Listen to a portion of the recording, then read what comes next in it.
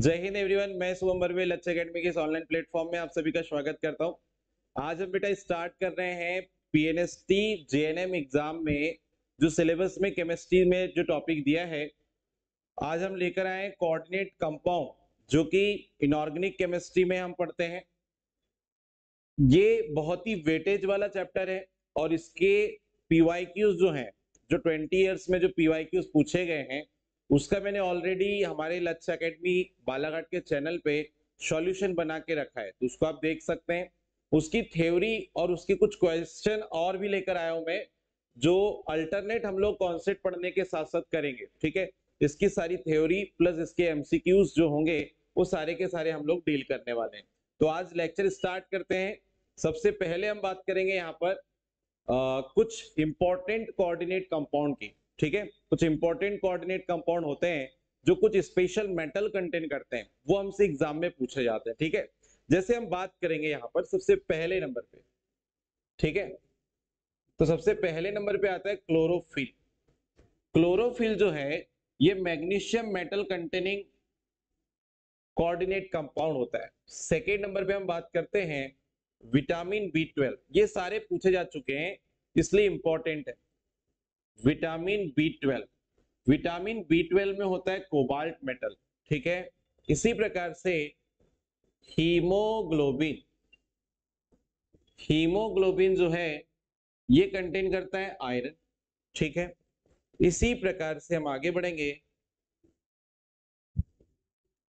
Haemocyanin, haemocyanin ये contain करता है क्या, कॉपर। ठीक है, इसी के बाद हीम एरिथ्रीन, हीम एरिथ्रीन ये आयरन कंटेनिंग मेटल होती है। क्या होती है, आयरन कंटेनिंग मेटल होती है। ठीक है, इसी के आगे बढ़ते हैं मायोग्लोबिन, मायोग्लोबिन ये भी आयरन कंटेनिंग मेटल होती है। ठीक है, यहीं पर हम बात करेंगे इंसुलिन, इंसुलिन, इंसुलिन जो है ये जिंक कंटेनिंग कोऑर्डिनेट कंपाउंड है। कार्बोनिक एनहाइड्रेस, कार्बोनिक एनहाइड्रेस ये भी zinc containing organomet sorry coordinate compound है। कोऑर्डिनेट कंपाउंड है ना, मेरे बोलने में कहीं गलती हुई होगी तो आप सुधार लेना। ये कोऑर्डिनेट कंपाउंड में लिखवा रहा हूँ कुछ इंपॉर्टेंट जो एनसीईआरटी में दिए गए हैं और एग्जाम्स में पूछे जा चुके हैं। ठीक है, इंसुलिन में कौन सा मेटल पाया जाता है, जिंक। कार्बोनिक एनहाइड्रेस में कौन सा मेटल पाया जाता है, जिंक। यहीं पर हमारे पास और एक इंपॉर्टेंट एग्जाम्पल है, जैसे हम बात करेंगे सिसप्लेटिन। ये सिसप्लेटिन जो है ये कोऑर्डिनेट कंपाउंड है सिसप्लेटिन। ठीक है, इसमें कौन सा मेटल प्रेजेंट होता है ऐसे पूछा जाए तो कौन सा मेटल कंटेन करता है, ये प्लेटिनम। ठीक है, और इसका फॉर्मूला याद रखना क्योंकि एग्जाम में इतने बार पूछा जाता है, ये इंपॉर्टेंट है। ये भी इंपॉर्टेंट है, सबसे ज्यादा पूछे जाने वाले में क्लोरोफिल पूछा जाता है, विटामिन बी 12 पूछा जाता है, हीमोग्लोबिन ही पूछा जा रहा है। ये भी जितने लिखा है सभी पूछे जा रहे हैं, लेकिन मैक्सिमम जो रिपीट हो रहे हैं मैं उनकी बात कर रहा हूँ। क्लियर, चलिए। अच्छा, इसमें हम सिस प्लेटिन का जो है स्ट्रक्चर बनाने वाले थे, तो ये जो है इसमें प्लेटिनम के साथ जो है ना दो क्या जुड़े रहते हैं, क्लोरीन, और दो सेम साइड पे क्या जुड़े रहते हैं, एमीन ग्रुप। दो सेम साइड पे क्लोरीन ग्रुप और दो सेम साइड पे एमीन ग्रुप। ठीक है, ये अमोनिया नहीं बोलेंगे, इसको एमीन बोलेंगे, याद रखना है आपको। क्लियर, तो यहां पर इस टाइप का जो कंपाउंड है इसमें दो सेम ग्रुप सेम साइड हो या 90 डिग्री पे हो तो सिस फॉर्म हम इसको बोलते हैं। तो ये सिस प्लेटिन होता है और ये सिस प्लेटिन जो कंपाउंड है इसको हम एंटी कैंसर एजेंट बोलते हैं। इसको याद रखना, ये बहुत इंपॉर्टेंट है।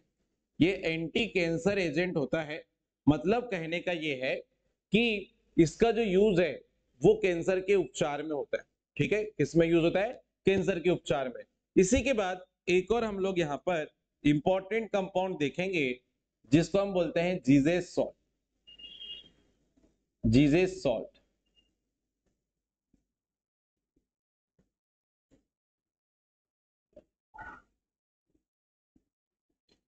ओके,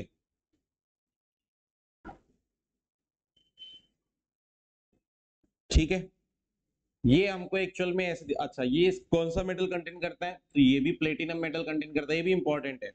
इसमें प्लेटिनम के साथ कितने क्लोरीन जुड़ते हैं, 3 क्लोरीन जुड़े रहते हैं कोऑर्डिनेट बॉन्ड के थ्रू। और यहाँ पर एक इथीन ग्रुप जो है अपने पाई बॉन्ड से ऐसे जुड़ा रहता है यहाँ पर इस टाइप से, ठीक है। तो इसका अगर हम फॉर्मूला लिखें तो ये कुछ ऐसे होता है, PtCl3C2H4। तो ये जो हमारे पास कॉम्प्लेक्स होता है इसको हम बोलते हैं जीजेस सॉल्ट। क्या बोलते हैं, जीजेस सॉल्ट। और ये जो आपके पास मॉलिक्यूलर सिस्प्लेटिन, इसका फॉर्मूला अगर आप लिखना चाहो तो इसको ऐसे लिख सकते हैं, Pt प्लेटिनम कितने मोल्स है अमोनिया के, 2 मोल्स, और यहाँ पे क्लोरीन कितने मोल्स है, 2। तो ये ऐसे करके लिखा जाता है। जब आप इसको कॉम्प्लेक्स फॉर्म में लिखोगे तो इसको ऐसे लिखोगे, किसको, सिस्प्लेटिन को। और जीजेस सॉल्ट को कैसे लिखोगे, ऐसे लिखोगे। क्लियर, दोनों ही बड़े इंपॉर्टेंट है, दोनों ही बहुत इंपॉर्टेंट है, इसको अच्छे से आपको याद रखना है, ठीक है। चलो आगे बढ़ेंगे, इसके जस्ट बाद ये जीजेस सॉल्ट को थोड़ा सुधार लेंगे। ओके, इनको नोट कर लें, ये बहुत इंपॉर्टेंट है और यहां से क्वेश्चन पूछे जाने के चांसेस होते हैं। बढ़ते नेक्स्ट कॉन्सेप्ट में। आप देखो इसके क्वेश्चंस देख लो पहले, सबसे इंपॉर्टेंट बात है, मैंने कुछ एग्जाम्स में पूछे हुए क्वेश्चंस हैं वो मैंने लाया हुआ है। तो सबसे पहले देखिए, सबसे पहले हमको क्वेश्चन दिया है विटामिन B12, ठीक है। विटामिन B12 कंटेन करता है, ऐसे बोल रहा है। अभी थोड़ी देर पहले मैंने बताया कि विटामिन जो B12 होता है, विटामिन B12 जो होता है वो अभी थोड़ी देर पहले हमने देखा था, vitamin B12 cobalt containing metal organomet sorry coordinate compound होता है। तो यहाँ पे बताइए फर्स्ट क्वेश्चन में क्या आंसर आपका आएगा। यहाँ पर आपका करेक्ट आंसर कौन सा हो जाएगा, डी वाला करेक्ट आंसर हो जाएगा। क्लियर, बढ़ते हैं नेक्स्ट क्वेश्चन पे। क्या बोला है देखो ध्यान से, ये भी एम्स की एग्जाम होती है, एम्स में जो एग्जाम ली जाती है ना नर्सिंग की, उसे पूछा जा चुका है। क्या पूछा गया है कि एक कॉम्प्लेक्स जिसका यूज जो है हम लोग एंटी कैंसर एजेंट के रूप में करते हैं वो क्या है बताओ। तो ये सिस्प्लेटिन है, अभी थोड़ी देर पहले मैंने आपको बताया था वो क्या होता है, सिस्प्लेटिन, और उसका फॉर्मूला हम लोग कुछ इस टाइप से लिखते हैं। क्लियर है, चलिए आगे बढ़ेंगे। देखो फिर से वही क्वेश्चन है, the ligand in anti cancer drug cisplatin are, ठीक है। जो आप सिस्प्लेटिन जो ड्रग ले रहे हो उसमें कौन कौन सी स्पीसीज प्रेजेंट है, तो हमको पता है अमोनिया मींस एमीन, और एक क्लोरीन लिगेंड प्रेजेंट था। तो करेक्ट आंसर क्या हो जाएगा, ए वाला यहाँ पे करेक्ट आंसर हो जाएगा। ये वाला क्या हो जाएगा, करेक्ट आंसर हो जाएगा। आगे बढ़ेंगे नेक्स्ट क्वेश्चन पे। अच्छा क्वेश्चन नहीं, अब सीधे कॉन्सेप्ट चालू हो रहे हैं। अब सीधे क्या कॉन्सेप्ट क्या चालू हो रहे हैं, कॉन्सेप्ट चालू हो रहे हैं। तो सबसे पहले हम लोग आज पढ़ेंगे यहाँ पे सॉल्ट, देखिए। तो सॉल्ट कैसे फॉर्म होते हैं वो देखिए। तो ऐसे कंपाउंड्स को हम सॉल्ट बोलते हैं जो एसिड और बेस से मिलकर के बनते हैं। अब कौन से एसिड और बेस से मिलकर के बनते हैं, तो जनरली आर्हीनियस एसिड और आर्हीनियस बेस से मिलकर जो स्पीसीज बनेगी उनको हम क्या कह देते हैं, एसिड। तो यहाँ पर थोड़ा सा समझना, आप थोड़ा सा कॉन्सेप्ट बता रहा हूं। अगर किसी सब्सटेंस को, अगर किसी पदार्थ को, अगर किसी पदार्थ को आपने क्या किया, जल में घोला, अगर हमने किसी पदार्थ को वाटर में क्या किया बताओ, डिसॉल्व किया, घोला, अगर वो वाटर में H+ आयन डोनेट करता है बच्चों, H+ आयन डोनेट करता है, तो उसको हम कह देते हैं आर्हीनियस एसिड, आर्हीनियस एसिड। और OH- अगर डोनेट कर दे तो हम उनको कह देते हैं Arrhenius base, Arrhenius base. Clear है। अब इनके कुछ एग्जांपल्स अगर लिखना है तो अपन लिख सकते हैं, देखिए आर्हीनियस एसिड में आप HCl लिख सकते हो, H2SO4 लिख सकते हैं, यहीं पर आप HNO3 लिख सकते हैं, यहीं पर आप HClO3 लिख सकते हैं, HClO4 लिख सकते हैं, और भी काफी सारे एग्जांपल्स आप यहाँ पर लिख सकते हैं। क्लियर। तो ये जल में डिसॉल्व करोगे तो इसका पहले बनेगा एक्वस एसिड, और एक्वस एसिड बनने के बाद ये ब्रेक होगा वाटर पे जाके H+ आयन में, और जो भी एनायन होगा उस पे, लेकिन H+ हमको यहाँ चेक करना है। और आर्हीनियस बेस में हमने क्या बोले कि अगर किसी पदार्थ को जल में घोला गया और वो OH- आयन देता है उसको आर्हीनियस बेस कहते हैं। जैसे LiOH हो गया, NaOH हो गया, KOH हो गया, CaOH होल ट्वाइस हो गया। ऐसे काफी सारे एग्जाम्पल जो हैं वो हम लोग यहाँ पर देख सकते हैं। क्लियर है? तो सॉल्ट बनाने के लिए हमको ये दो स्पीसीज चाहिए, आर्सेनियस एसिड और आर्सेनियस बेस, और इनको मिलाए तो क्या बन जाएगा? सॉल्ट। चलो चेक करते हैं। तो यहाँ सॉल्ट बनाने के लिए हमने क्या किया, एक एसिड ले लिया जैसे HCl, और एक यहाँ पे बेस ले लिया NaOH। ठीक है, तो यहाँ पे क्या होगा, यहाँ पर सोडियम जो है वो क्लोरीन के साथ, और OH ग्रुप जो है वो H के साथ मिलके यहाँ पे क्या बनाएगा? H2O। क्यों? क्योंकि हमको पता है HCl को जब ब्रेक करोगे तो ये H प्लस और Cl माइनस में क्लोरीन टूटेगा, NaOH को ब्रेक करोगे तो ये Na प्लस में, और OH किस में ब्रेक होगा? माइनस में ब्रेक होगा। तो इसका पॉजिटिव एंड इसके नेगेटिव एंड के साथ जुड़ेगा तो ये बना NaCl, और NaCl क्या है बताइए? सॉल्ट। OH माइनस और H प्लस जुड़कर क्या बनाएंगे? वाटर। क्या बनाएंगे? यहाँ पे वाटर बना लेंगे। क्या बना लेंगे? वाटर बना लेंगे। क्लियर है? चलिए आगे बढ़ेंगे।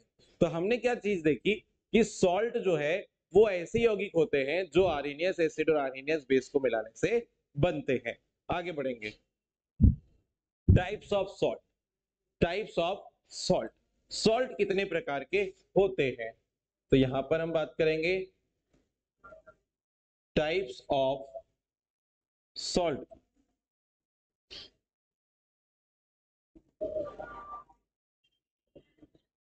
ठीक है, तो सबसे पहली बात करते हैं, यहाँ पे जो सॉल्ट है ना, ये टू टाइप्स के होते हैं। Two types of salt. Salt दो प्रकार के हम लोग जनरली पढ़ते हैं। सबसे पहले नंबर पे हम पढ़ेंगे यहाँ पर सिंपल सॉल्ट, और सेकेंड नंबर पे पढ़ते हैं मिक्स्ड सॉल्ट। ठीक है, सिंपल सॉल्ट को हम बोलते हैं सामान्य लवण, और मिक्स्ड सॉल्ट को हम बोलते हैं मिश्रित लवण। ठीक है, तो दो प्रकार के हम लोग सॉल्ट पढ़ने वाले हैं। सामान्य सॉल्ट और मिक्स्ड सॉल्ट में क्या डिफरेंस है और कैसे इनको आइडेंटिफाई करेंगे वो पहले समझ लो आप। सामान्य सॉल्ट ऐसे सॉल्ट होंगे, या सिंपल सॉल्ट ऐसे सॉल्ट होंगे जिनमें एक ही टाइप का केटायन और एक ही टाइप का क्या होगा? एनायन। एक ही टाइप का केटायन और एक ही टाइप का क्या होगा? एनायन। जबकि मिक्स्ड सॉल्ट की क्या खास बात है कि मिक्स्ड सॉल्ट जो होंगे इनमें एक से ज्यादा टाइप के केटायन हो सकते हैं और एक से ज्यादा टाइप के क्या हो सकते हैं? एनायन हो सकते हैं। ठीक है, तो यहां पर स्टार्ट करते हैं सबसे पहले सिंपल सॉल्ट को। ओके, जैसे कि यहां पर सबसे पहले हम बात करेंगे सिंपल सॉल्ट। तो सिंपल सॉल्ट में वही चीज यहां पे भी लिखी है कि सिंपल सॉल्ट ऐसे सॉल्ट को बोला जाएगा जिनमें एक ही टाइप का या तो केटायन होगा, एक ही टाइप का या तो एनायन होगा। मैं कुछ एग्जांपल्स आपको लिखकर बताता हूं यहां पर, तो आपको क्लियरिटी आएगी। जैसे कि यहां पर देखो LiCl, NaCl, KCl, RbCl, CHCl। ठीक है, ओके। यहां पर CaCl2, BeCl2, यहां पर हम लोग ले सकते हैं MgO, यहां पर ले सकते हैं MgCl2। तो ये जितने भी एग्जांपल्स मैं ले रहा हूं इसमें एक ही टाइप का केटायन है और एक ही टाइप का एनायन है। ठीक है, देखो सब में मैंने मेटल जो है, जैसे यहाँ पे लिथियम मेटल लिया है और नॉन मेटल क्या लिया है? क्लोरीन। इसको ब्रेक करोगे तो ये लिथियम के केटायन में ब्रेक होगा और क्लोरीन के एनायन में ब्रेक होगा। उसी टाइप से CaCl2 को ब्रेक करोगे तो एक आपको कैल्शियम का केटायन मिलेगा और क्लोरीन के एनायन मिलेंगे। लेकिन यहाँ पर आप ये मत समझना आप कि क्लोरीन के सर यहाँ पे तो दो एनायन है। दो एनायन से मतलब नहीं है यहाँ पर, यहाँ मतलब है कितने टाइप के हैं। ठीक है, तो कैल्शियम मेटल एक ही टाइप का है और क्लोरीन एनायन जो नॉन मेटल मतलब एनायन जो होंगे वो भी एक टाइप के हैं। ठीक है, तो एक ही टाइप का केटायन और एक ही टाइप का एनायन रखेगा कोई सॉल्ट तो उसको हम बोलेंगे क्या? Simple salt. क्या बोलेंगे? Simple salt. बहुत बढ़िया, चलो आगे बढ़ेंगे। नेक्स्ट मिक्स्ड सॉल्ट की बात करते, तो मैंने यहां पर अभी आपको बताया था मिक्स्ड सॉल्ट ऐसे सॉल्ट होते हैं जो एक से ज्यादा टाइप के, जो एक से ज्यादा टाइप के क्या रखते होंगे? केटायन और एनायन। ठीक है, तो उनको हम क्या कह देते हैं? मिक्स्ड सॉल्ट कहते हैं। ठीक है भाई, जैसे ये एनसीईआरटी में कुछ एग्जांपल दिए हैं, एनसीईआरटी में कुछ एग्जांपल दिए हैं, जैसे फर्स्ट नंबर पे है कार्नेलाइट। पहले नंबर पे क्या है? कार्नेलाइट। इसका फॉर्मूला क्या होता है? KCl dot MgCl2 dot 6H2O। Clear है? ये होता है कॉर्नेलाइट का फॉर्मूला। ध्यान से समझना, डायरेक्ट एग्जाम में पूछा जाता है। कॉर्नेलाइट जो है ये डायरेक्ट एग्जाम में पूछा जाता है। ठीक है जी, आगे बढ़ेंगे। नेक्स्ट सेकेंड नंबर पे हम बात करते हैं पोटास एलम। पोटास एलम, ठीक है, इसका फॉर्मूला होता है K2SO4 dot Al2SO4 whole thrice 24 water. 24 water, ये क्रिस्टलाइन वाटर होते हैं। 24 मोल्स किसके? वाटर के होते हैं यहाँ पर। तो ये क्वेश्चन भी बनता है, ये क्वेश्चन भी बनता है कि पोटास एलम में नंबर ऑफ वाटर मॉलिक्यूल्स कितने होंगे। क्लियर है? ये क्वेश्चंस भी बनता है।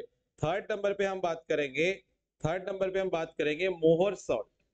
मोहर सॉल्ट, अब ये जो मोहर सॉल्ट है ये भी आपके पास मिक्स्ड सॉल्ट का एग्जांपल है। ठीक है, ये भी कैसा है आपके पास? मिक्स्ड सॉल्ट का एग्जांपल है। यहाँ पर हमारे पास क्या क्या आ सकते हैं? अच्छा, इसका फॉर्मूला अगर हमको लिखना है तो ये FeSO4 dot NH4 whole twice SO4 dot 6H2O। ठीक है जी, तो ये फॉर्मूला होता है मोहर सॉल्ट का।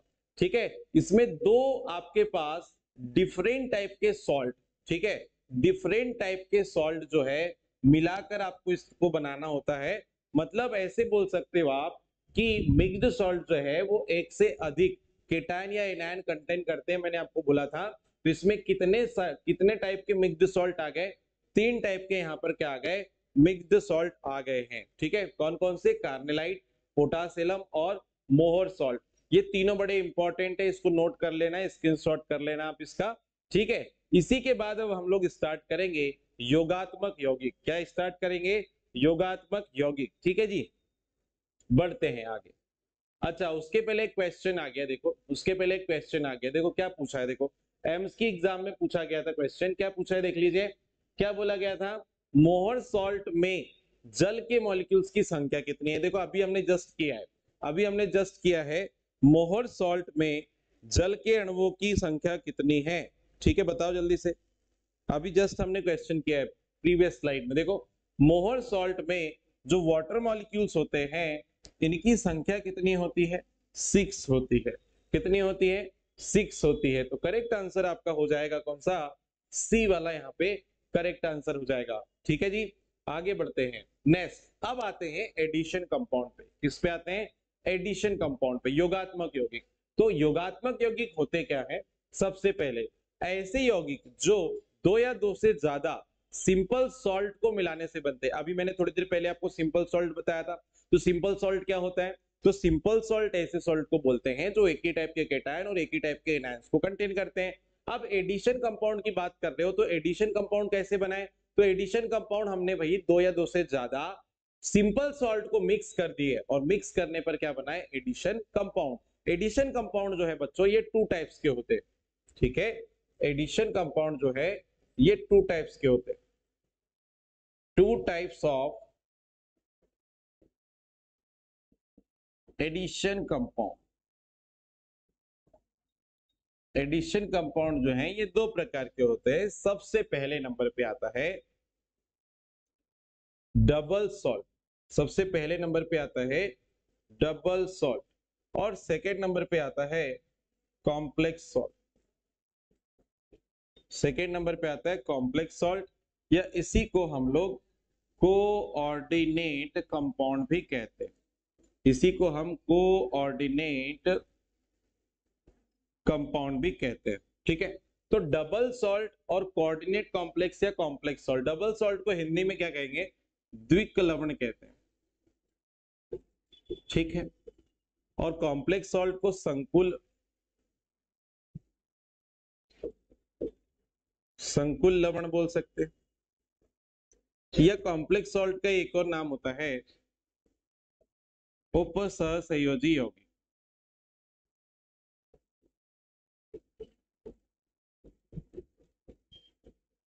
ठीक है, ओके आगे बढ़ेंगे।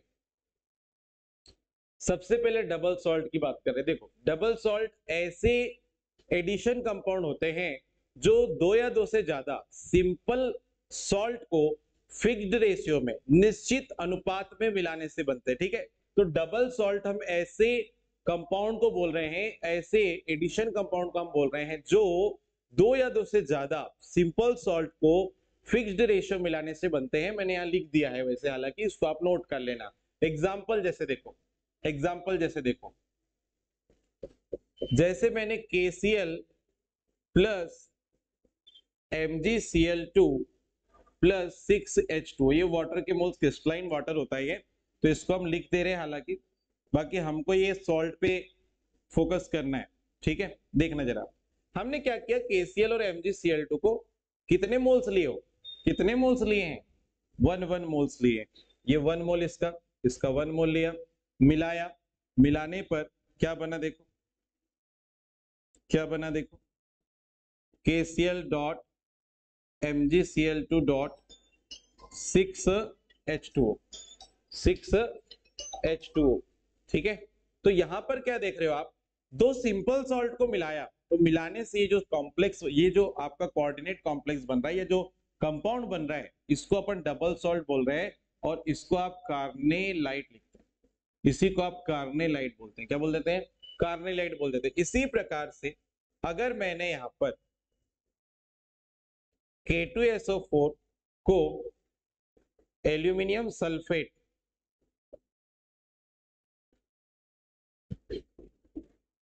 24 मोल्स ऑफ वाटर, ठीक है, वाटर को हम लोग डेफिनेशन में इंक्लूड नहीं कर रहे हैं, हम इनकी बात कर रहे हैं। ठीक है, तो जो हमारे पास सिंपल सॉल्ट है, ये सिंपल सॉल्ट का सेम रेशियो लिया हमने, 1:1 का रेशियो लिया, मिलाया, तो मिलाने पर यहां पे क्या बन रहा है, जो कंपाउंड बन रहा है,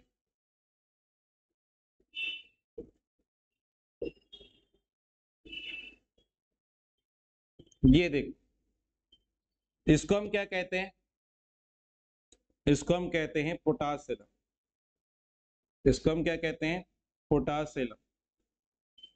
ठीक है, इसको हम क्या कहते हैं, पोटासियम। तो ये आपके पास क्या बना, डबल सॉल्ट, ये आपके पास क्या बना, डबल सॉल्ट। क्लियर है, तो डबल सॉल्ट ऐसे कंपाउंड को बोल रहे थे जो दो या दो से ज्यादा सामान्य सॉल्ट को समान अनुपात में मिलाए। ठीक है, सामान्य सॉल्ट को समान अनुपात में मिलाए। ओके, आगे बढ़ेंगे बच्चों, आगे बढ़ेंगे। नेक्स्ट हमारे पास अब डबल सॉल्ट के बाद क्या आता है, डबल सॉल्ट के बाद हमारे पास आएगा ओके कॉम्प्लेक्स सॉल्ट। क्या आ रहा है, कॉम्प्लेक्स सॉल्ट, या इसको हम क्या कहते हैं, कोऑर्डिनेट कॉम्प्लेक्स, इसी को हम क्या कह रहे हैं, कोऑर्डिनेट कॉम्प्लेक्स। अब इसमें थोड़ा सा देखना, डेफिनेशन में थोड़ा सा फर्क है बस। क्या है, ऐसे यौगिक जो दो या दो से ज्यादा सामान्य सॉल्ट को किसी भी अनुपात में मिलाने से बन रहे हैं। ठीक है, सामान्य सॉल्ट को किसी भी अनुपात में मिलाने से बन रहे हैं। जैसे देखो example, FeCN whole twice plus 3KCN। Okay, देखते चलो, समझते चलो। यहां देखो, इसका कितना मोल है, 1, इसका कितना मोल है, 3। मतलब दो मैंने क्या करा है, दो मैंने सिंपल सॉल्ट लिया, लेकिन उनके मैं अलग अलग रेशियो में उनको मिला रहा हूं, और अलग अलग रेशियो में अगर इनको मिला रहा हूं, तो यहाँ पे जो स्पीसीज बनने वाली है, यहाँ पर जो स्पीसीज बनने वाली है, इसको ही हम बोलने वाले हैं कोऑर्डिनेट कंपाउंड या कॉम्प्लेक्स सॉल्ट। इसी को हम बोलने वाले हैं कोऑर्डिनेट कंपाउंड या कॉम्प्लेक्स सॉल्ट। एक और एग्जांपल देखो, FeCN होल ट्वाइस, और यहाँ 4 मोल्स ऑफ क्या ले लिया, KCN। तो देखो जरा क्या बनेगा, तो क्या बनेगा देखो, K4 FeCN होल 6। ठीक है, ये बन गया। इसको हम क्या लिख सकते हैं, पोटेशियम हेक्सासाइनोफेरेट 3। इसको हम क्या बोल सकते हैं, पोटेशियम हेक्सासाइनोफेरेट 2। ठीक है, ऑक्सीडेशन नंबर लास्ट में लगाते हैं। अभी हम लोग जब IUPAC नेमिंग सीखेंगे कॉम्प्लेक्स की, तो फिर इसका नाम आपको आने लग जाएगा। अभी फिलहाल के लिए इतना ही रखते हैं, लेकिन जब हमारा पढ़ के होगा तो इसको जरूर आप एक बार इसका नेम जरूर लिख लेना। ठीक है जी, चलिए आगे बढ़ते हैं, आगे बढ़ते हैं। इसको क्लिक कर लो आप।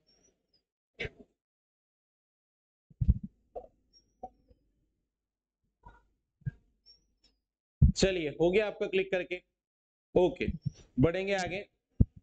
नेक्स्ट अब आता है रिप्रेजेंटेशन ऑफ कोऑर्डिनेट कंपाउंड। अभी हमने कोऑर्डिनेट कंपाउंड डील किया, अब कोऑर्डिनेट कंपाउंड का रिप्रेजेंटेशन देखते हैं कि कैसे हमको कोऑर्डिनेशन कंपाउंड के बारे में क्या क्या चीजें पता होनी चाहिए। तो जनरली कोऑर्डिनेट कंपाउंड की अगर हम बात करते हैं बेटा, तो कोऑर्डिनेट कंपाउंड जो होता है उसमें क्या क्या चीजें होती है, उसमें होता है कोऑर्डिनेशन स्फीयर। कोऑर्डिनेशन स्फीयर होता है पहला। दूसरा होता है आयोनाइजेशन स्फीयर। दूसरा होता है आयोनाइजेशन स्फीयर। तीसरा होता है central metal atom. Central metal atom. और चौथे नंबर पे होता है लिगेंड। चौथे नंबर पे क्या होता है, लिगेंड। तो ये 4 पॉइंट को समझना। कोऑर्डिनेशन स्फीयर को हम बोलते हैं उप सहसंयोजी क्षेत्र। आयनाइजेशन स्फीयर को हम बोलते हैं आयनन क्षेत्र। तीसरे नंबर पे सेंट्रल मेटल एटम, उसको बोलते हैं केंद्रीय धातु परमाणु, ठीक है। और चौथे नंबर पे लिगेंड है, तो लिगेंड को लिगेंड ही बोला जाएगा। तो देखिए अब इसका रिप्रेजेंटेशन कैसे करा जाता है वो समझना थोड़ा, तो आपको आ जाएगा, ठीक है जी। देखिए सबसे पहले मैं यहाँ पे कॉम्प्लेक्स के एग्जांपल ले रहा हूं, उसके बाद अपन आगे बढ़ेंगे, ठीक है ना। तो सबसे पहले यहाँ देखो एक एग्जांपल के साथ हम लोग इसको समझेंगे।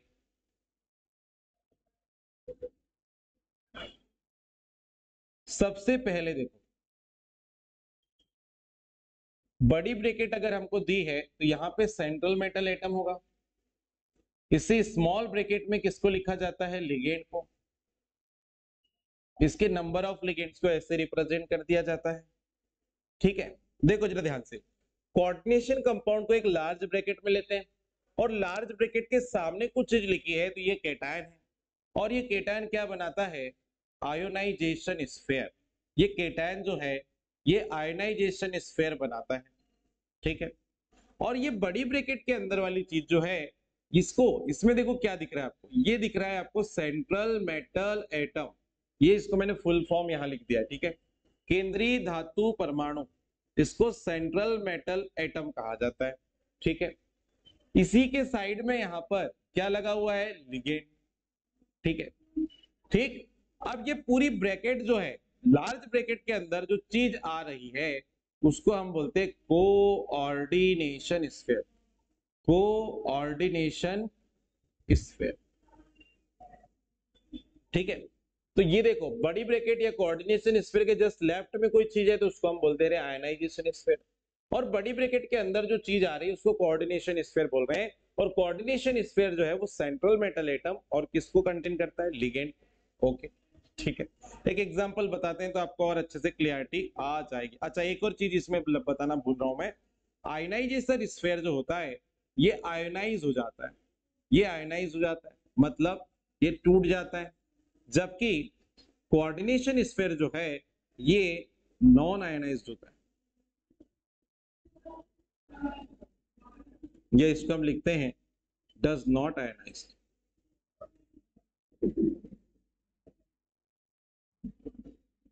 ये आयनित नहीं होता है। अभी मैं एग्जांपल से बताऊंगा तो आपको और समझ में आएगा। देखते जाओ एग्जांपल से क्लियर होगा। जैसे हमारे पास एक एग्जांपल है, हमारे पास दिया है K4 FeCN6, ये कॉम्प्लेक्स दिया है, ठीक है। अब इसको क्या करें, अगर हमने वाटर में डिसॉल्व किया, इसको हमने क्या किया, वाटर में डिसॉल्व किया, तो ये जो आयनाइजेशन स्फीयर है ये ब्रेक हो जाएगा। तो ब्रेक होगा तो ये 4K+ में और FeCN6, इस पे चार्ज आ जाएगा कितना, 4-। जितना पॉजिटिव चार्ज या जितना केटायन पे चार्ज बाहर लेकर निकलेगा केटायन, उतना ही चार्ज अपोजिट चार्ज जो है वो किस पे आ जाएगा, आपके कोऑर्डिनेशन स्फीयर पे आ जाएगा। क्लियर है क्या, ठीक। तो ये मेरे पास इस टाइप का कॉम्प्लेक्स था जिसको मैंने वाटर में डिसॉल्व किया। तो ये जो था केटायन वाला पार्ट जिसको मैं आयनाइजेशन स्फीयर बोल रहा हूँ ये टूट चुका है। लेकिन ये लार्ज ब्रैकेट के अंदर की चीज जिसको मैं कोऑर्डिनेशन स्फीयर बोल रहा हूँ वो नहीं ब्रेक हुई है, ठीक है। मतलब कोऑर्डिनेशन स्फीयर वाले के अंदर जो स्पीसीज होती है वो ब्रेक नहीं होती, ठीक है, ओके। आगे बढ़ते हैं। अच्छा, इसमें अगर आपको कुछ डाउट है तो आप इसको बता सकते हैं। जैसे यहाँ Fe जो है इसको सेंट्रल मेटल एटम बोलेंगे, और जो ये Cn है ये क्या कहलाएगा यहाँ पे, लिगेंड, साइनाइड, ठीक है। और ये क्या है, पोटेशियम केटायन, ये क्या है, केटायन। आगे बढ़ते हैं।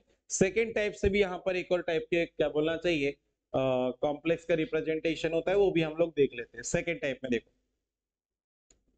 लार्ज ब्रैकेट आपको पहले दे देता है, इस पे मेटल लिखेगा, इसके साथ में किसको लिखता है, लिगेंड को, और number of moles of ligand जो भी हो सकते हैं, 2 हो सकते हैं, 4 हो सकते हैं, 6 हो सकते हैं, तो इसके लिए हमने यहाँ n लगा दिया। और ब्रैकेट के बाहर पे कुछ चीज दी है तो वो क्या होता है, हमेशा एनायन। बड़ी ब्रैकेट के बाद में अगर कुछ चीज दी है तो वो क्या होता है, एनायन होता है, ठीक है। तो सर यहां पर ये जो मेटल है इसी को हम सेंट्रल मेटल एटम बोल रहे हैं, और ये क्या है, आपका लिगेंड है। तो लिगेंड और सेंट्रल मेटल एटम जो है ये अगर बड़ी ब्रैकेट के अंदर है तो इसको हम क्या बोलते हैं, कोऑर्डिनेशन स्फीयर, ओके, जो कि ब्रेक नहीं होता है। और राइट में कुछ चीज दे दी है बच्चों, तो ये है एनायन, और ये एनायन जो है वो क्या बनाता है, आयनाइजेशन स्फीयर बनाता है। मतलब आयनाइजेशन स्फीयर, तो सर अभी आपने बोले थे कि ये आयनाइज हो जाता है, तो सही में आयनाइज होगा क्या, बिल्कुल सही सोच रहे हो आप, ये होता है आयोनाइज, ठीक है। और ये जो है बच्चों ये होता है, ये आयोनाइज नहीं होता, तो इसको हम लिखते हैं डज नॉट आयोनाइज, ओके।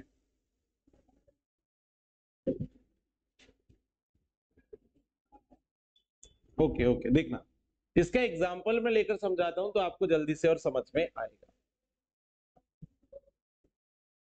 ठीक है। एग्जाम्पल क्या है देखना,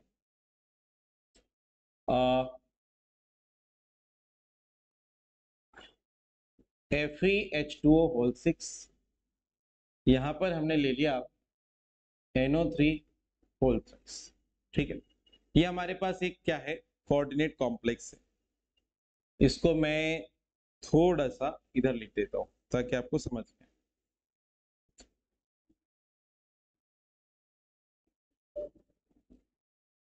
स्लाइड नहीं होगा, ओके, कोई नहीं, नहीं हो रहा है तो इसको देख लो आप, इसको मिटा के मैं इधर ही लिख दूं ना, थोड़ा सा स्पेस ज्यादा मिल जाएगा।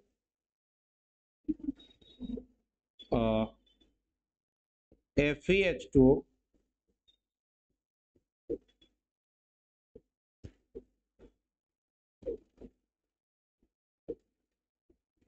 ये देखो यहाँ पे जो कॉम्प्लेक्स है इसको देखना और समझना। यहाँ पर ये क्या है, सेंट्रल मेटल एटम, ये क्या है, लिगेंड है।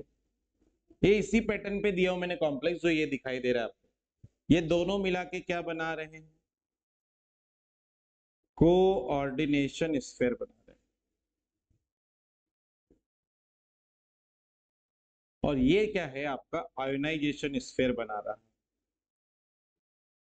ये बना रहा है आपका आयोनाइजेशन स्फीयर, ठीक है। आप जैसे ही इसको आपने वाटर में डिसॉल्व करा तो ये सबसे पहले क्या होगा, इसका आयनाइजेशन स्फीयर ब्रेक हो जाएगा, ठीक है। तो ये कन्वर्ट होगा तो कुछ इस टाइप से हो जाएगा, FeH2O whole 6 plus 3NO3 minus, देखो कितने नेगेटिव चार्ज रिलीज हो रहे हैं, 3, तो कॉम्प्लेक्स पे कितना पॉजिटिव चार्ज आ जाएगा, 3 प्लस, क्लियर। तो ये आयनाइजेशन स्फीयर जो है वो ब्रेक हो गया, और कोऑर्डिनेशन स्फीयर ब्रेक नहीं रहा, वो जैसे के वैसे ही क्या बोलना चाहिए आपको, दिखाई देगा, क्लियर।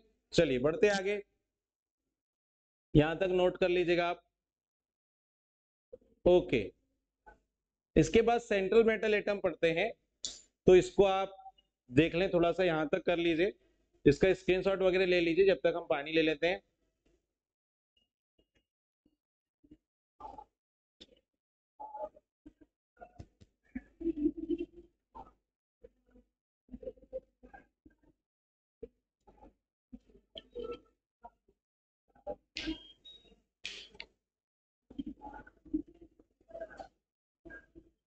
ओके, चलिए आगे बढ़ेंगे। सबसे पहले हम बात करेंगे सेंट्रल मेटल एटम। अभी हमने सेंट्रल मेटल एटम पढ़े, ठीक है। Central atom, central metal atom जो होते हैं वो क्या होते हैं, देखो जरा, किसी भी कॉम्प्लेक्स की आप बात करोगे तो उसमें मेटल एटम जो होता है वो लिगेंड के लोन पेयर ऑफ इलेक्ट्रॉन को एक्सेप्ट करता है। तो ये लिगेंड का जो लोन पेयर ऑफ इलेक्ट्रॉन है, जब ये इसको एक्सेप्ट करेगा तो यहाँ पर एक तीर वाला बॉन्ड क्रिएट हुआ, इसी को हम बोलते हैं बच्चों कोऑर्डिनेट बॉन्ड। क्या बोलते हैं? कोऑर्डिनेट बॉन्ड बोल देते हैं। क्लियर है? तो यहाँ पर मेटल और लिगेंड जब एक दूसरे के करीब आएंगे तो लिगेंड का क्या काम होता है? Ligand loan pair of electron किसको डोनेट करता है? मेटल को। तो यहाँ पर एक तीर वाला बॉन्ड क्रिएट होता है जिसको हम क्या कहते हैं? Coordinate bond. क्लियर? अब ये जो कोऑर्डिनेट बॉन्ड बना है, ठीक है, मेटल के साथ, तो मेटल की कुछ प्रॉपर्टीज अपन लोग देख लेते हैं कि ये इलेक्ट्रॉन पेयर को एक्सेप्ट क्यों करता है, उसका क्या रीजन है। तो मेटल जो होते हैं बेटा, ये होते हैं electron deficient species. Electron deficient species का मतलब होता है इलेक्ट्रॉन की कमी वाली प्रजाति। ठीक है, अब इलेक्ट्रॉन की कमी है तो ये बेटा इलेक्ट्रॉन पेयर एक्सेप्ट करना पसंद करते हैं, मतलब इनको हम इलेक्ट्रॉन युग्म ग्राही भी बोल सकते हैं। ठीक है, मैं हिंदी में बोलते जा रहा हूँ इंग्लिश लिखने के बाद, आप उसको नोट कर लेना। इलेक्ट्रॉन युग्म ग्राही बोल दो आप इनको। ठीक है, जिनके पास इलेक्ट्रॉन की कमी होती है बच्चों, उन्हीं को अपन बोल देते हैं लुईस एसिड। क्या बोल देते हैं? Lewis acid. ये पॉइंट बड़ा इंपॉर्टेंट है। क्लियर है? ये पॉइंट बड़ा इंपॉर्टेंट है। क्यों? क्योंकि इनको हम लुईस एसिड भी कहते हैं, ये ध्यान से समझना। ठीक है, आगे बढ़ते हैं। ओके, साथ ही साथ इन्हीं को हम क्या कह सकते हैं? इलेक्ट्रोफाइल भी कह सकते हैं। इलेक्ट्रोफाइल का मतलब होता है इलेक्ट्रॉन स्नेही। क्या होता है? इलेक्ट्रॉन स्नेही। अच्छा, अब आपको एक क्वेश्चन है कि यहाँ पर जो हम लोग मेटल यूज करेंगे कॉम्प्लेक्स में सेंट्रल मेटल एटम के फॉर्म में, वो कौन से ब्लॉक से ली जाएगी? क्या वो एस ब्लॉक से ली जाएगी? क्या वो पी ब्लॉक से ली जाएगी? क्या वो डी ब्लॉक से ली जाएगी? या वो एफ ब्लॉक से ली जाएगी? तो बेटा यहाँ पर जो हम लोग मेटल यूज करते हैं जनरली सेंट्रल मेटल एटम के फॉर्म में, वो डी ब्लॉक मेटल होती है। वो डी ब्लॉक मेटल होती है। अब सर डी ब्लॉक मेटल ही क्यों यूज की जाती है? इसके पीछे क्या रीजन है? तो इसके पीछे रीजन ये है बच्चों, इसके पीछे क्या रीजन है? तो इसके पीछे रीजन ये है सबसे फर्स्ट नंबर पे कि डी ब्लॉक जो मेटल होती है ये स्मॉल साइज की होती है, छोटे आकार की होती है। सेकेंड, अगर साइज छोटा है तो इनका नाभिकीय आवेश कैसा होगा? ज्यादा होगा, तो हाई न्यूक्लियर चार्ज होता है इनका। ओके,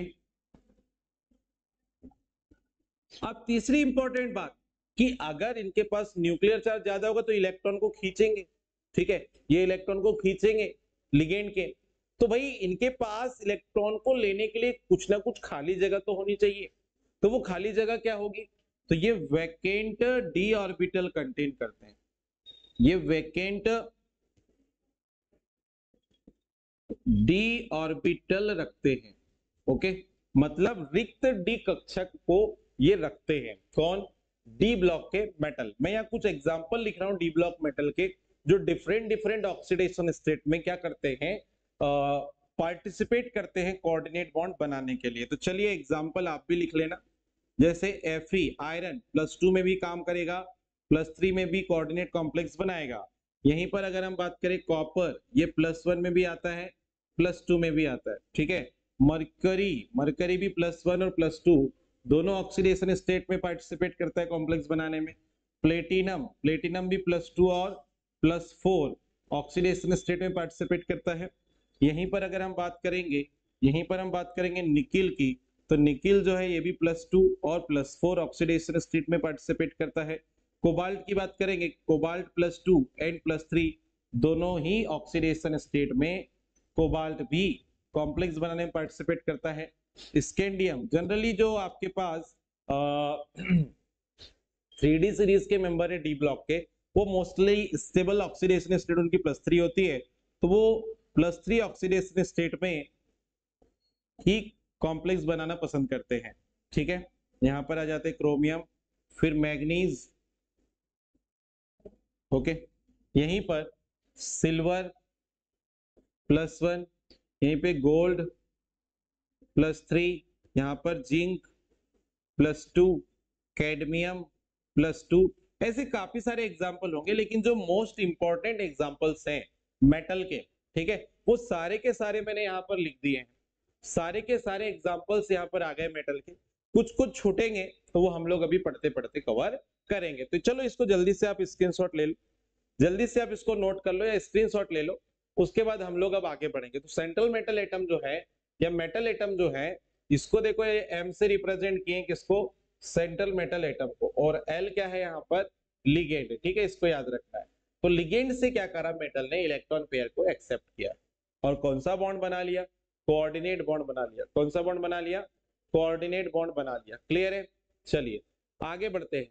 अब सेंट्रल मेटल एटम के बाद आती बारी किसकी, लिगेंड की। किसकी बारी आती है, लिगेंड की। तो लिगेंड क्या करते हैं भाई, तो लिगेंड क्या कर रहे हैं, ये लोन पेयर ऑफ इलेक्ट्रॉन को डोनेट करते हैं किसको, मेटल को, और क्या बनाते हैं, कोऑर्डिनेट बॉन्ड।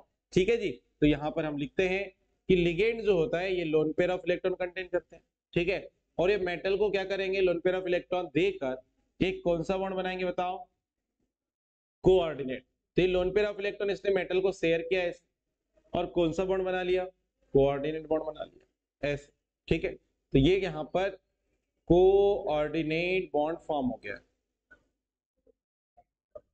ओके, यहां पर इसको एल को किससे रिप्रेजेंट कर रहे हो आप, ये किसके लिए रिप्रेजेंटेशन है, ये लिगेंड के लिए, और एम किसका रिप्रेजेंटेशन है, सेंट्रल मेटल एटम का रिप्रेजेंटेशन।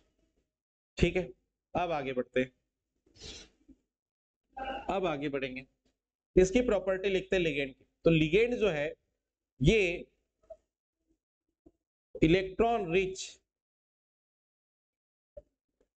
स्पीसीज होती है, इलेक्ट्रॉन की अधिकता वाली प्रजातियां होती है। दूसरी बात, इसीलिए ये इलेक्ट्रॉन डोनर स्पीसीज भी कही जाती है। अब देखो ध्यान से, लिगेंड के पास lone pair of electron present है, और लोन पेयर ऑफ इलेक्ट्रॉन अगर प्रेजेंट है तो वो इलेक्ट्रॉन पेयर को डोनेट करता है किसको, मेटल को। इसके पास इलेक्ट्रॉन डेंसिटी ज्यादा है और वो भी किसके फॉर्म में, लोन पेयर के फॉर्म में, तो ये इलेक्ट्रॉन पेयर को डोनेट करता है।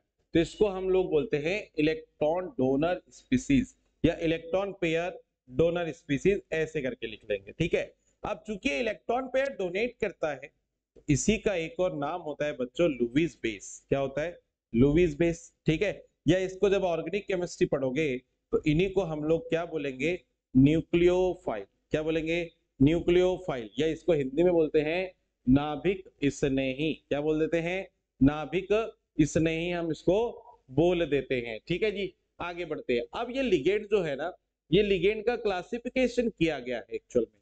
अब लिगेंड डिफरेंट टाइप्स के हो सकते हैं, तो लिगेंड का क्लासिफिकेशन हम पढ़ेंगे और उससे हम लोग समझेंगे कि लिगेंड कितने टाइप के होते हैं। ठीक है जी, तो चलिए आगे बढ़ते हैं।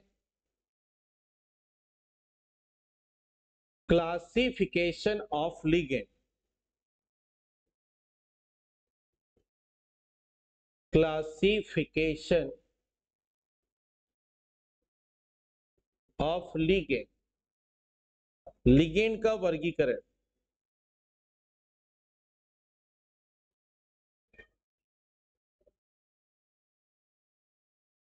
ठीक है, तो लिगेंड का जो वर्गीकरण है बच्चों, ये चार टाइप से किया जाता है। फर्स्ट नंबर पे यहां पर है on the basis of charge, आवेश के आधार पे। हिंदी में मैं बोल दे रहा हूं, आप लिख लेना। On the basis of density. ठीक है, पहला क्लासिफिकेशन जो था वो आवेश के आधार पे किया गया था, दूसरा जो था वो दंतुरता के आधार पे किया गया था, और तीसरे नंबर पे है on the basis of behaviour of ligand, behaviour of ligand, ligands के व्यवहार के आधार पे वर्गीकरण किया गया। And last on the basis of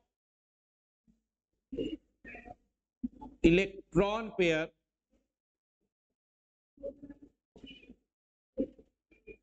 donor and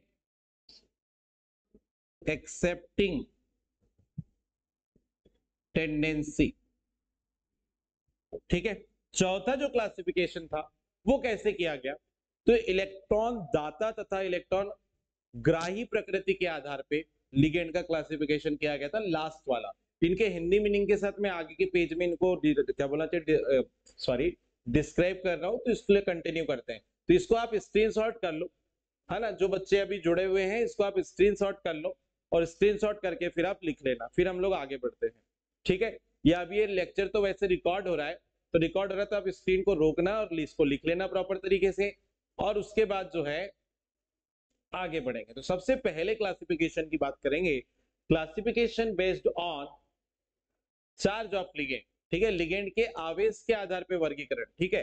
तो लिगेंड के आवेश के आधार पे जब वर्गीकरण किया गया, तो लिगेंड जो है वो कितने टाइप्स के बताए, 3 टाइप्स के बताए गए, ठीक है। तो आवेश के आधार पर जो लिगेंड है वो 3 टाइप्स के होते हैं।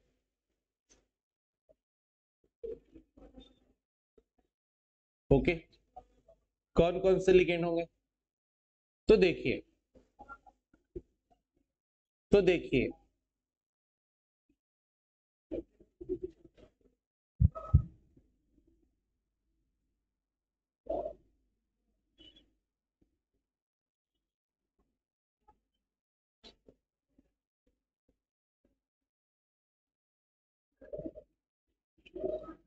ओके, देखना है यहाँ पर सबसे पहले नंबर पे आता है न्यूट्रल लिगेंड। पहले नंबर पे आता है क्या, न्यूट्रल लिगेंड, हिंदी में क्या कहते हैं, उदासीन लिगेंड,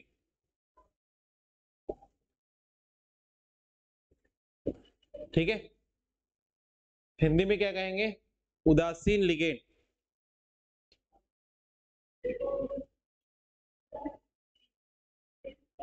चलिए, सेकेंड, सेकेंड में आता है केटायनिक लिगेंड।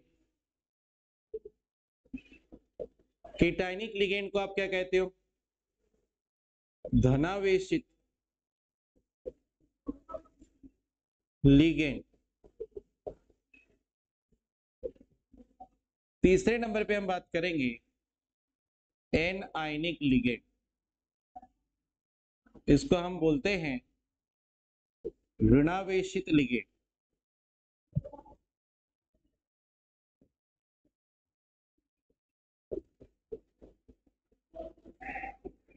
ठीक है, तो चार्ज के बेस पे 3 टाइप के लिगेंड होते हैं, एक को हम बोलते हैं केटायनिक, एक को हम बोलते हैं न्यूट्रल, और एक को हम क्या बोलते हैं, क्या बोलेंगे, एनायनिक।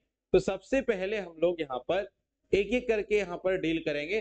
चलो सबसे पहले हम बात कर लेते हैं यहाँ पे न्यूट्रल लिगेंड की। किसकी बात कर लेते हैं, न्यूट्रल लिगेंड की। चलो हेडिंग डालते हैं पहले, फर्स्ट न्यूट्रल लिगेंड। अब ये न्यूट्रल लिगेंड क्या होता है,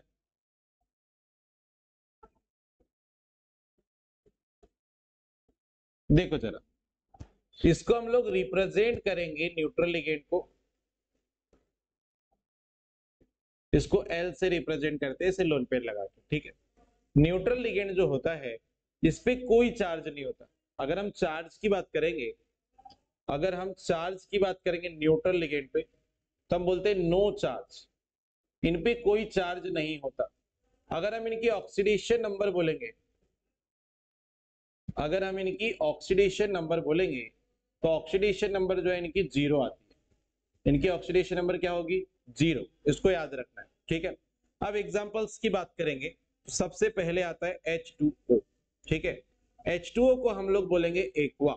न्यूट्रल लिगेंड के एग्जांपल में सबसे पहले मैंने लिखा H2O, एक्वा बोलेंगे। दूसरा NH3, इसको हम एमीन लिखते हैं, क्या बोलते हैं, एमीन। थर्ड नंबर पे आता है CO, इसको हम लिखते हैं कार्बोनिल, क्या लिखते हैं, कार्बोनिल। फोर्थ नंबर पे आता है CS, इसको हम लिखते हैं थायो कार्बोनिल, ठीक है। पांचवें नंबर पे आता है NS, थायो नाइट्रोसिल। 6 नंबर पे आता है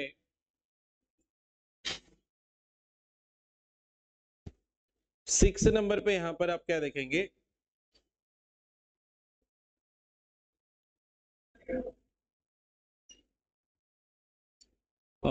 एक एग्जांपल ले लो यहां पर, ये देख पायरीडीन, ठीक है। 7 नंबर पे आओ,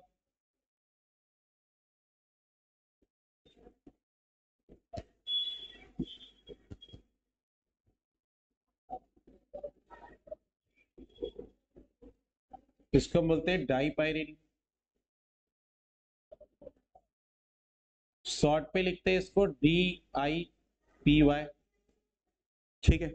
पायरीडीन को शॉर्ट पे क्या लिखते हैं, PY से रिप्रेजेंटेशन कर देते हैं, ठीक है। 8 नंबर पे यहां पर हम लिख लेते हैं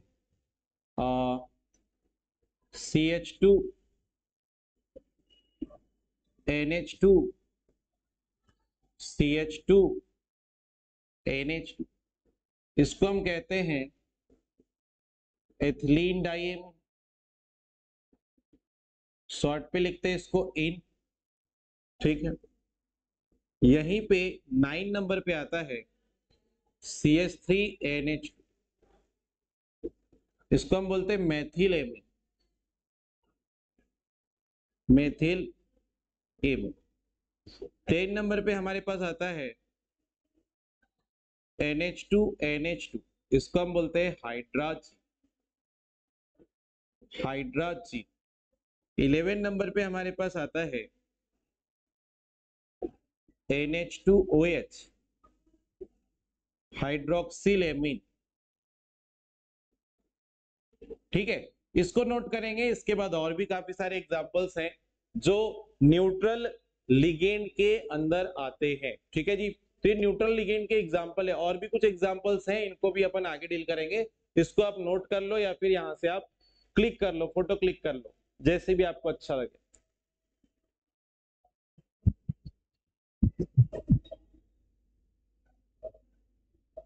चलिए आगे बढ़ेंगे, आगे बढ़ेंगे नेक्स्ट स्लाइड में।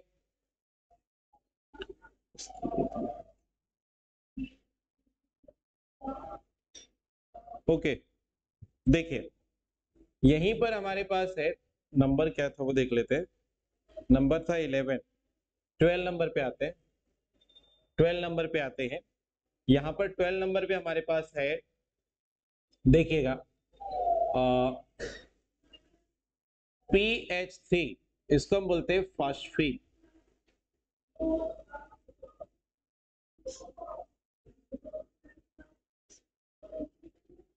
फास्फीन। 13,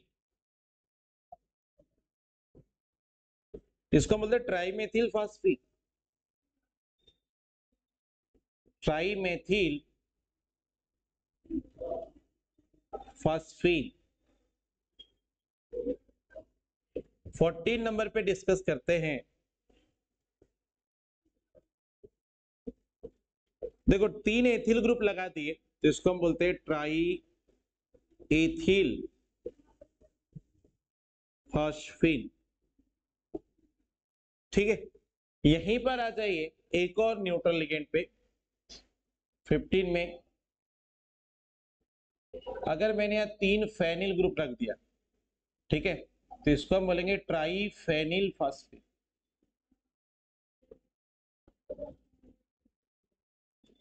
ओके। यहीं पर अगर मैंने यहां पर एक ग्रुप लिखा है ऐसे NH2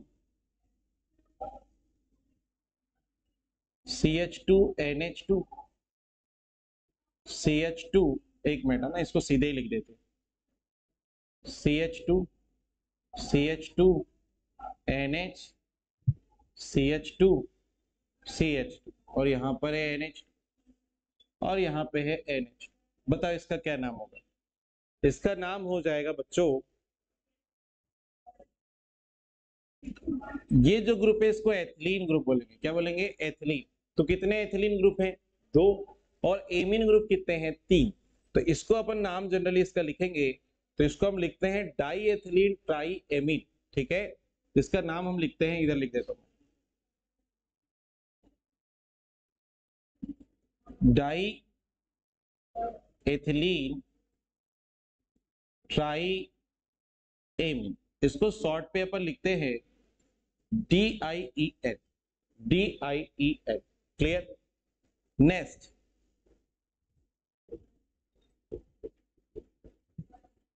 और इसी से रिलेटेड एक दो एग्जांपल्स और होंगे, वो भी हम लोग डिस्कस कर लेते हैं। ओके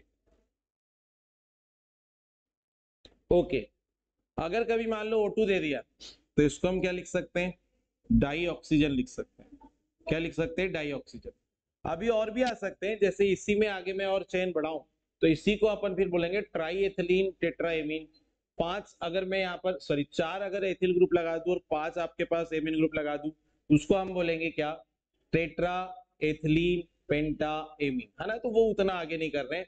जो मोस्ट इंपॉर्टेंट वाले थे वो मैंने आपको बता दिए। इन्हीं में से क्वेश्चंस में आपको ये रिपीट होते नजर आएंगे। ठीक है, ये ये भी रिपीट होते नजर आएंगे कहीं ना कहीं।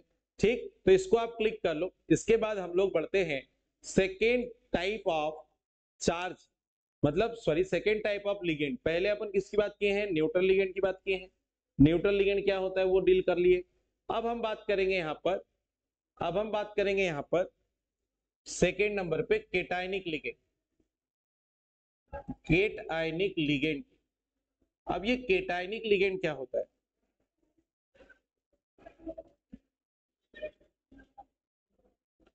तो केटायनिक लिगेंड की अगर हम बात करेंगे तो ऐसे लिगेंड जिन पे कौन सा चार्ज होगा? ऐसे लिगेंड जिन पे कौन सा चार्ज होगा बताओ? पॉजिटिव चार्ज होगा। इन पे चार्ज की बात करें तो लिगेंड के ऊपर क्या चार्ज होगा? पॉजिटिव चार्ज होगा।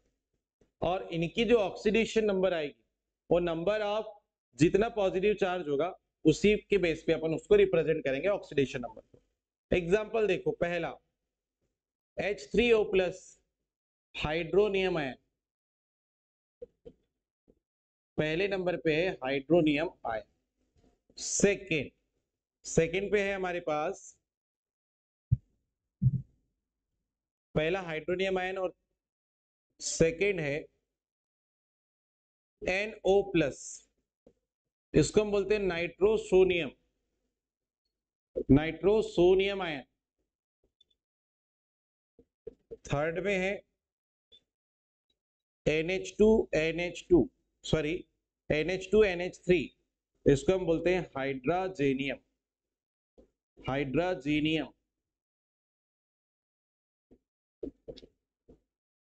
आयन। तो ये तीन ही एग्जांपल आपको याद रखना है यहाँ पर। पहला हाइड्रोनियम आयन, दूसरा नाइट्रोसोनियम आयन और तीसरा हाइड्रोजीनियम आयन। ठीक है भाई, चलिए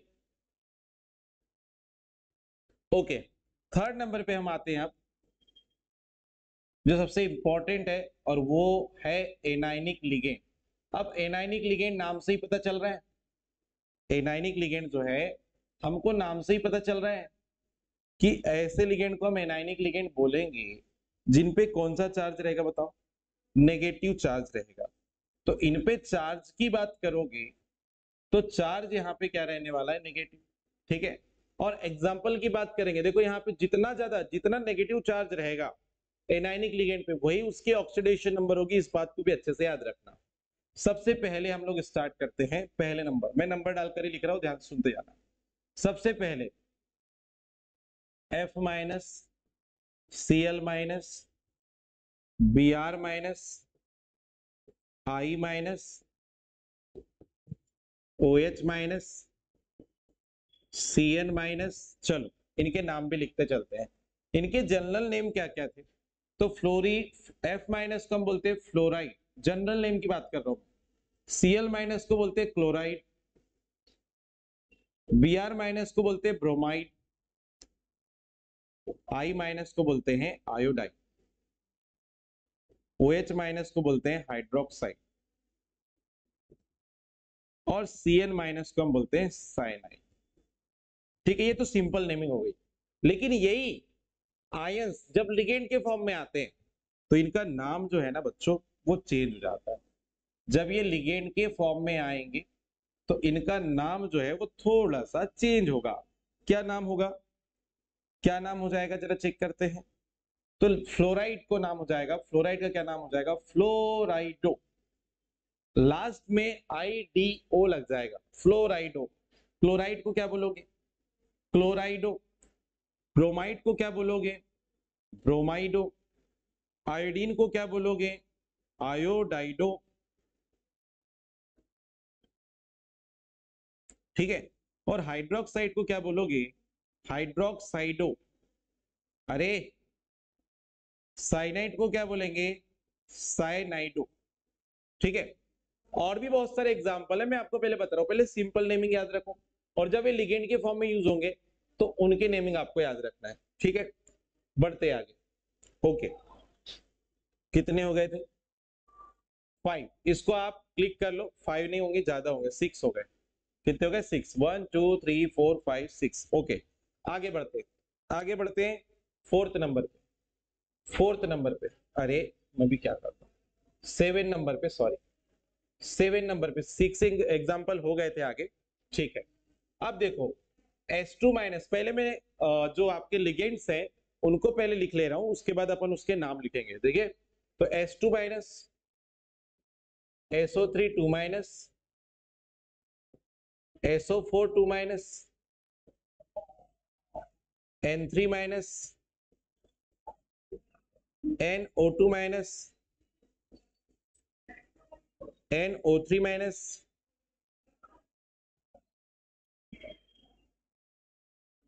P3 minus, PO4 3 minus,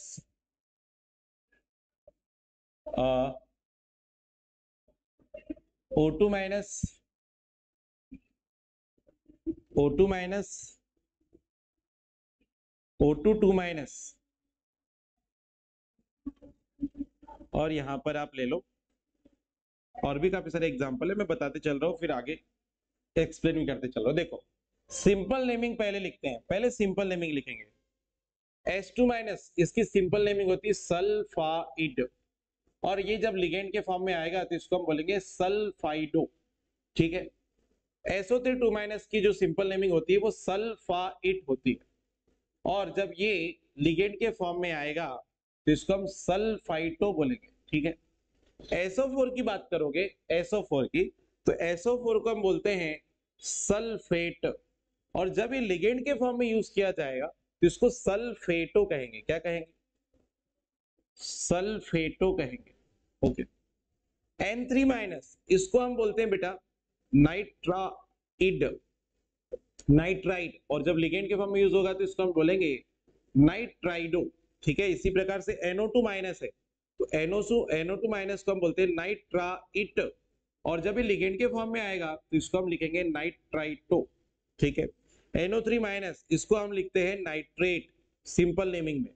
ligand के फॉर्म में जब आएगा तो इसको हम लिखेंगे नाइट्रेटो। क्या लिख देंगे? नाइट्रेटो। बात समझ में आ रही सबको? ओके, आगे बढ़ेंगे। ओके, P3 माइनस, इसको सिंपल नेमिंग में बोलते हैं फास्फाइट, सॉरी फास्फाइड बोलते हैं, और जब ये लिगेंड के फॉर्म में आ गया तो इसको हम बोलेंगे फास्फाइडो। ठीक है। PO4 3 माइनस, PO4 3 माइनस, इसको सिंपल नेमिंग में बोलते हैं बेटा फास्फेट। क्या बोलते हैं? फास्फेट, और जब लिगेंड के फॉर्म में यूज किया जाएगा तो इसको बोला जाएगा फास्फेटो।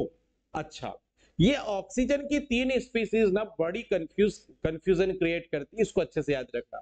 सिंगल ऑक्सीजन देता है और उस पे 2 नेगेटिव चार्ज है, तो बेटा इसको हम बोलते हैं सिंपल नेमिंग में ऑक्साइड, और इसका अगर हम लिगेंड के फॉर्म में नाम लिखेंगे तो ये होगा ऑक्सो।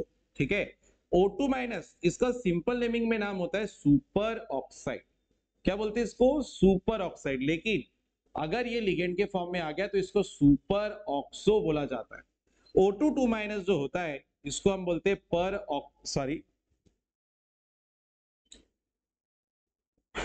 O2 2 माइनस, इसको हम बोलते हैं पर ऑक्साइड। क्या बोलते हैं? पर ऑक्साइड, और जब ये लिगेंड के फॉर्म में आएगा तो इसको हम बोलेंगे पर ऑक्सो। ठीक है। यहीं पर 80 नंबर पे आओ, 80 नंबर पे आओ, 80 नंबर। अच्छा, अगर मैंने H के ऊपर नेगेटिव चार्ज लगा दिया, हाइड्रोजन के ऊपर हमने क्या लगा दिए? नेगेटिव चार्ज लगा दी, तो इसको हम बोलते हैं हाइड्राइड। क्या बोलते हैं बताओ? हाइड्राइड। और इसका जब हम क्या बोलना चाहिए, लिगेंड के फॉर्म में नाम लिखेंगे तो हाइड्राइडो लिखेंगे। क्या लिखेंगे? हाइड्राइडो लिखेंगे। अब और भी काफी सारे एग्जांपल है, इसको क्लिक कर लो पहले एक बार जल्दी से, उसके बाद हम लोग आगे बढ़ेंगे। जल्दी से क्लिक कर लीजिए आप।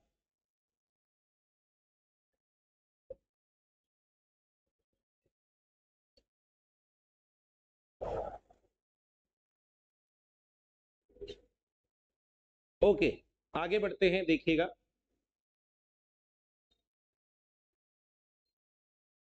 ओके,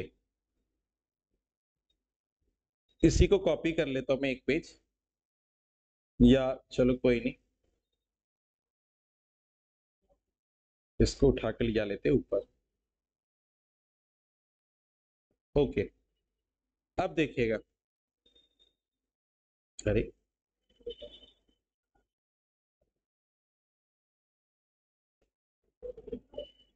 एक मिनट।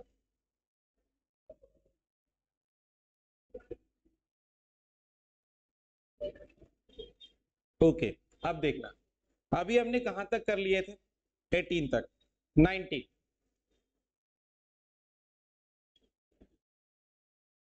ओके, 19 पे आते हैं। 19 नंबर पे देखो, CO3 2 माइनस अगर ये दिया है तो इसको सिंपल नेमिंग में बोलते हैं कार्बोनेट। क्या बोलते हैं?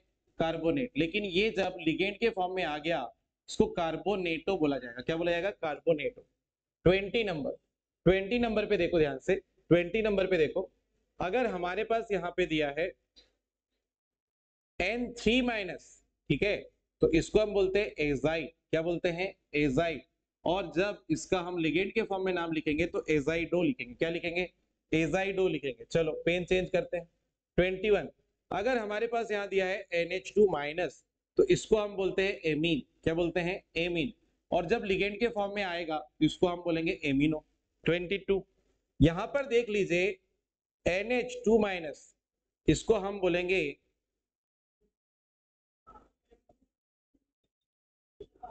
इमीडो। ठीक है, इसको क्या बोलेंगे? इमीडो। और नहीं सॉरी, इमाइड बोलेंगे। क्या बोलेंगे? इमाइड। और जब ये लिगेंड के फॉर्म में यूज होगा तो इसको हम लिखेंगे इमीडो। ठीक है। 23, यहीं पर आते हैं, ClO3 माइनस, इसको हम क्या लिखते हैं? क्लोरेट। क्या लिखते हैं? क्लोरेट। और जब लिगेंड के फॉर्म में आएगा तो इसका नाम हो जाएगा क्लोरेटो। Okay. 24, H2O3 2 minus, H2O3 2 minus, ध्यान से सुनना, H2O3 2 माइनस, इसको हम लिखते हैं थायोसल्फेट। थायोसल्फेट। और इसका जो नाम हो जाएगा अगर लिगेंड के फॉर्म में आया तो इसको हम लिखेंगे थायोसल्फेटो। क्या लिखेंगे? थायोसल्फेटो। 24, 24 देखो जरा ध्यान से, फॉर्मिक एसिड का आपको सूत्र पता होगा HCOOH। फॉर्मिक एसिड का सूत्र क्या होता है? HCOOH। ठीक है जी। अगर इसका H हटा के मैंने ऑक्सीजन पे नेगेटिव चार्ज लगाया तो ये बन गया फॉर्मेट आयन। ये बना फॉर्मेट आयन, लिगेंड के फॉर्म में यूज होगा तो इसको हम बोलेंगे फॉर्मेटो। क्या बोलेंगे? फॉर्मेटो। 25, अगर एसिटिक एसिड के एसिडिक हाइड्रोजन को हटा के ऑक्सीजन पे नेगेटिव चार्ज लगाए तो ये आयन बनता है एसीटेट। क्या बनता है? एसीटेट। इसका नाम लिगेंड के फॉर्म में लिखोगे तो इसको बोलेंगे एसीटेट। नेक्स्ट, अगर हमारे पास बेंजोइक एसिड है, क्या है? बेंजोइक एसिड, उसका एसिडिक हाइड्रोजन उड़ाओ, नेगेटिव चार्ज लगाओ, तो ये बनेगा बेंजोएट। क्या बनेगा? बेंजोएट। और इसको अपन जब लिगेंड के फॉर्म में लिखेंगे तो बोलेंगे बेंजोएटो। ठीक है। 27, यहां पर एक और एसिड देखो, इसको ऑक्सिलिक एसिड बोलते हैं। अगर ऑक्सिलिक एसिड के दोनों हाइड्रोजन को हटा दिया जाए और दो नेगेटिव चार्ज से लगा दिया जाए, ठीक है, तो ये जो आयन बना है इसको हम बोलेंगे ऑक्सिलेट। और इसको अब जब लिगेंड के फॉर्म में लिखोगे तो इसको ऑक्सिलेटो लिखोगे। ठीक है जी। 28, यहां पर हमारे पास एक और एसिड होता है जिसको ग्लाइसिन बोलते हैं। एमिनो एसिड होता है, ग्लाइसिन आपने पढ़ा होगा। CH2 NH2 और ये होता है COOH। H हटा के नेगेटिव चार्ज लगाया तो ये जो आयन बना है ग्लाइसिन का उसको हम बोलेंगे ग्लाइसिनेट। क्या बोल देते हैं? ग्लाइसिनेट। और ये जब यूज होगा लिगेंड के फॉर्म में तो इसको ग्लाइसिनेटो लिखते हैं। क्या लिखते हैं? ग्लाइसिनेटो लिखते हैं। इसके आगे भी एक दो लिगेंड है, इसको आप पहले क्लिक कर लो, उसके बाद हम लोग आगे बढ़ेंगे।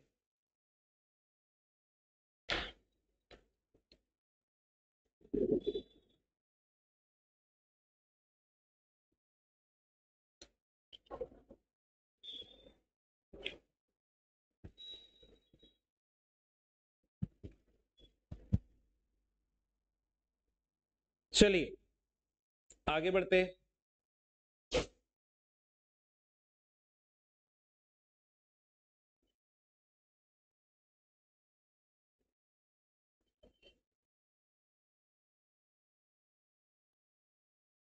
ओके, कितने नंबर तक हो चुका था देख लेते हैं। 28 तक हो चुका था। 29 पे आते हैं। 29 पे आते हैं। 29 नंबर पे देखो,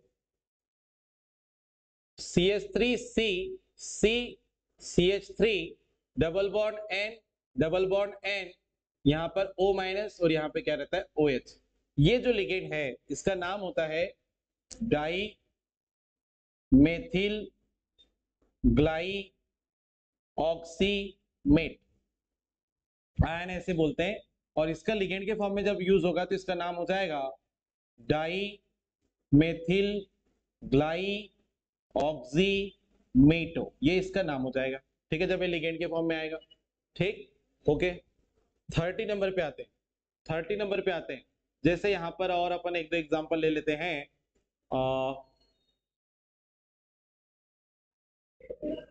एक मिनट, मैं कौन कौन से हो गए, एक मिनट और फिर रिकॉल कर लूं थोड़ा। ओके, 30 के आसपास हो गए हैं। हाँ, देख यहां पर ही एक और एग्जांपल है, CH3 CO minus double bond CH C double bond O CH3, इसको हम बोलते हैं एसिटिल एसीटोनेट आयन। इसको आयन लिख सकते हो, इसको भी आयन लिख सकते हो। जब ये लिगेंड के फॉर्म में यूज होता है तो इसका नाम हो जाता है एसिटिल एसीटोनेटो, इसको शॉर्ट पे AC भी लिखा जाता है। ठीक है, डाइमेथिल ग्लाई ऑक्सीमेटो को DMG लिखा जाता है शॉर्ट पे। शॉर्ट नेमिंग मैंने बताया नहीं था, अभी शॉर्ट नेमिंग बता देंगे, बस ये लास्ट एग्जांपल है। PHC O minus C double bond O CH C double bond O CH3, इसको हम लिखते हैं, इसका नाम लिखते हैं बेंजाइल एसीटोनेट आयन, और इसका नाम क्या हो जाता है बेंजाइल एसीटोनेटो। ठीक है, शॉर्ट पे लिखते हैं BCAC, शॉर्ट पे लिखते हैं BCAC। ठीक है, और इधर के देखो यहां तक हो गए आपके एनायनिक जो लिगेंड थे वो।